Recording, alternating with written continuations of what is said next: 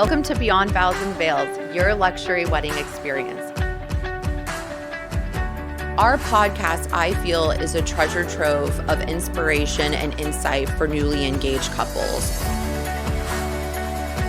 Join us as we have captivating stories, expert insight, and real wedding experiences that you can listen and learn from. Hey everyone, welcome back to Beyond Vows and Veils. Thank you so much for joining me each week to listen, learn, and discover more ways that you can make more informed decisions on your wedding planning journey. So today we're addressing a really important topic to my heart, which is what you need to know before hiring a wedding coordinator, or otherwise known as a day of planner. For me, there's usually a lot of confusion surrounding what these roles entail. So I just want to set the record straight, because if you decide to hire a wedding coordinator or day of anything, make no mistake, you, the bride, you are the wedding planner, okay? Bringing in a day of coordinator does not mean that they magically take on this role. You have chosen to plan your own occasion, and now you're hiring someone that essentially is going to come in and do some magical something day of, which I don't believe in, but we're going to chat through it because I really want to remove the stigma and just give brides the education and empowerment that they need to make the best decision for them. So my team doesn't actually offer any day of coordination services for this reason, because brides are investing thousands of dollars, and that return on investment, at least in my opinion, is for them to be able to be fully present at their wedding, that they spent all those months planning, and for everything to go off without a hitch. And the only thing that they should be worried about is what time they're in hair and makeup and what time they're in photos and being escorted to and from the different events and being able to just mix and mingle with their guests and attendees while they're there. So in this episode, I'm going to be breaking down how to manage expectations when working with someone in this day of coordinator role or on-site coordinator role, and perhaps convince you to reconsider the planning support that you truly need for your special day. So first and foremost, let's dive into understanding the differences between a wedding planner and a day of coordinator, as many couples think a day of coordinator is, again, this planner that's going to kind of like magically step in and make sure everything's seamless. But the reality is a wedding planner is someone that's involved from start to finish. They're involved with everything from design discussions, layout support, timeline development, vendor communications, contracting, and then they're carrying all that knowledge, all that energy, and all that effort forward onto your actual on-site so that they're able to deliver that plan seamlessly. And so they've been involved from the beginning, right? They know your expectation level. And so the likelihood they're going to be able to deliver is a little bit higher. Whereas a day of coordinator is, again, I don't really offer this service. So I'm kind of speaking to someone who might be in the industry offering this, what I've kind of heard from other inquiries of people that are reaching out to me in terms of what their expectation is. But my understanding is that this expectation of this person is for them to come in the final 2 to 3 months prior to the actual event date and kind of review your existing timeline, view your existing contracts, and then kind of take that pile and run with it on the day of the event. So again, they're not planning your wedding. They're simply reviewing the information that you essentially are delivering to them. So if you're like any bride, right, this is your first time having this experience, you have no idea what the heck you're even supposed to have done 3 months prior to your event. But I can tell you that usually if you're doing a pass off like that, you have to have everything from finalized layouts, at least a basic understanding of when your vendors are arriving for each event, things to be set up on time, what are their power requirements, what's their setup needs, like just basic foundational items, which again, to the average bride, you're busy in your day-to-day life. So usually you wouldn't have it that organized, and kudos to you if you do, because I definitely don't want to bash anyone who's type A or super organized or wants to take on planning their own occasion.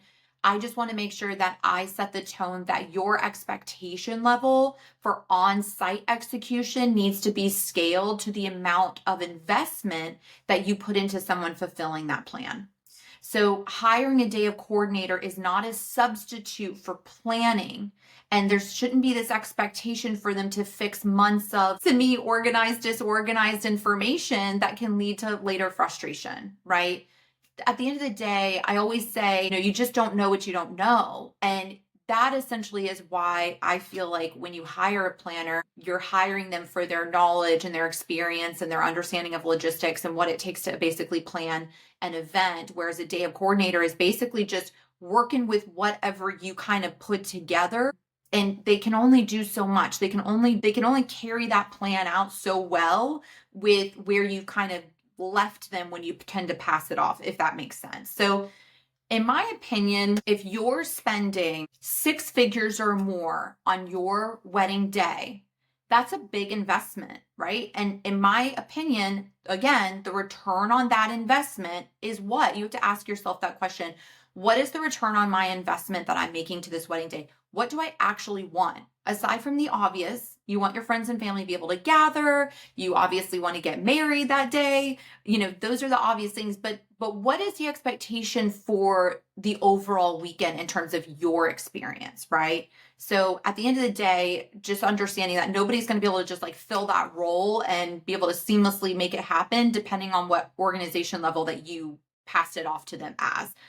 The second thing is, I just want to dig a little bit more into like why our team doesn't necessarily offer this day of coordination service.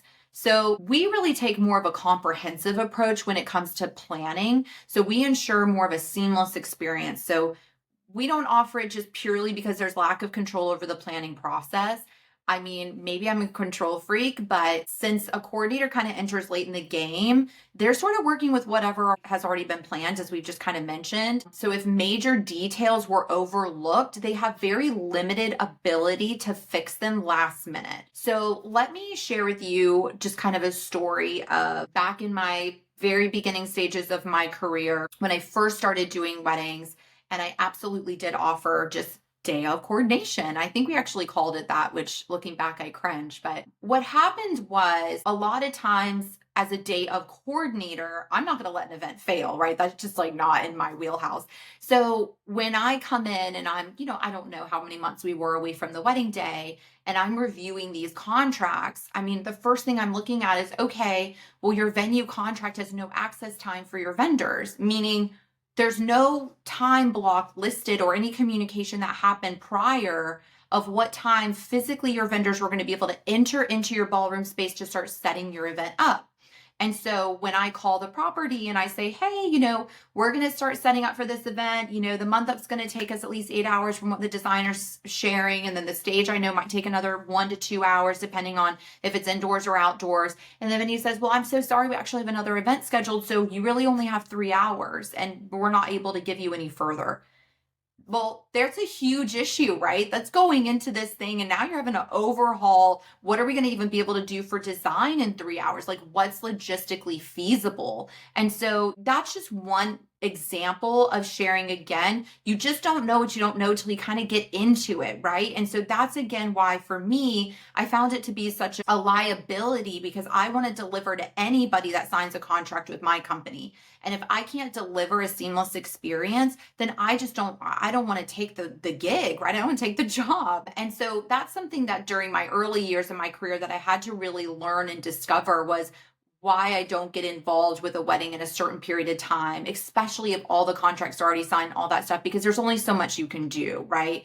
So without full involvement in vendor selection and logistics and timeline management, things just often go wrong, right? So at the end of the day, you have to stand behind your reputation and what you want.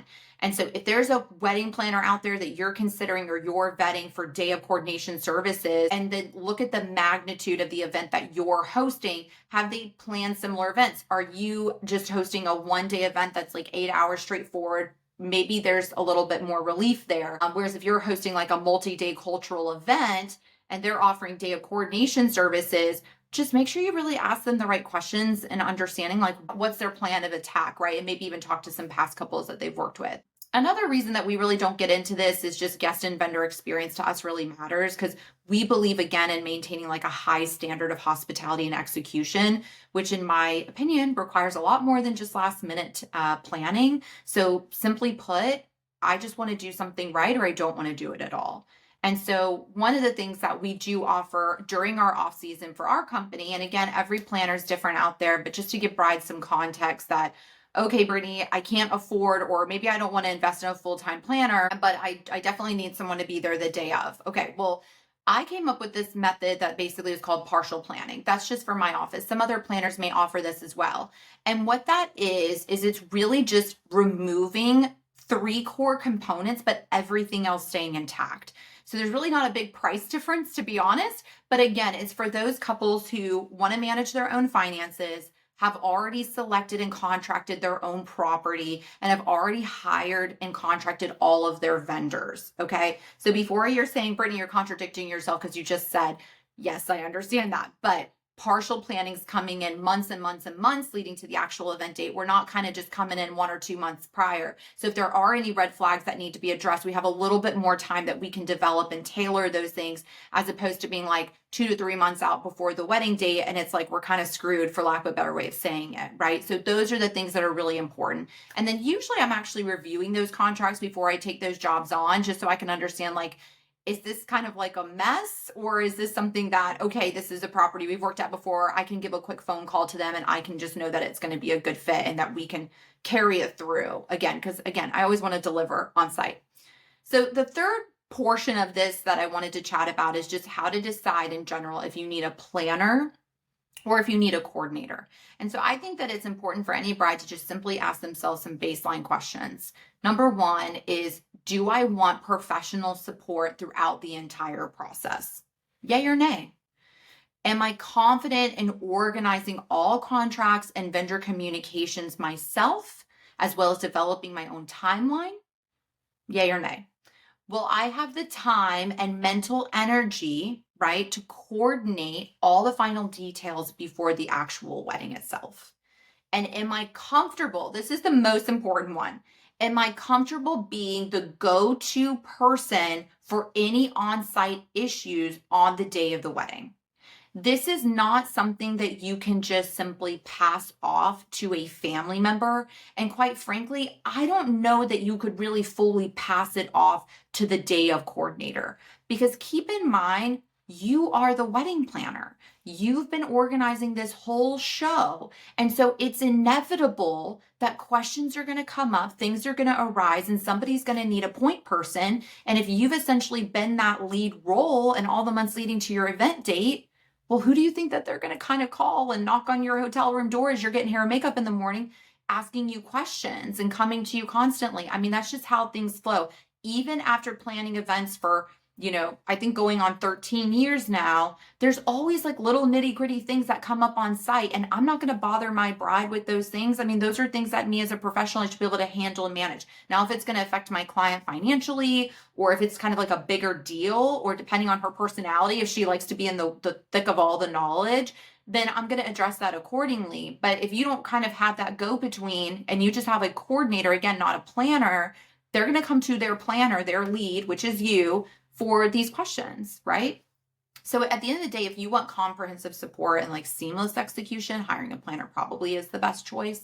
And if you're organized and just need someone to run a timeline, maybe a day of coordinator is the right role for you, but I just want to make sure I throw out to manage your expectations properly. So just some final thoughts and takeaways is, wedding coordination and wedding planning are 2 very different things, and choosing the right service is crucial to your experience. Our team believes in just efforts and stress-free process for couples, which is why we mostly focus on full service planning rather than day of coordinating. But just make sure that you understand the differences and really have some realistic expectations when choosing the best option for you.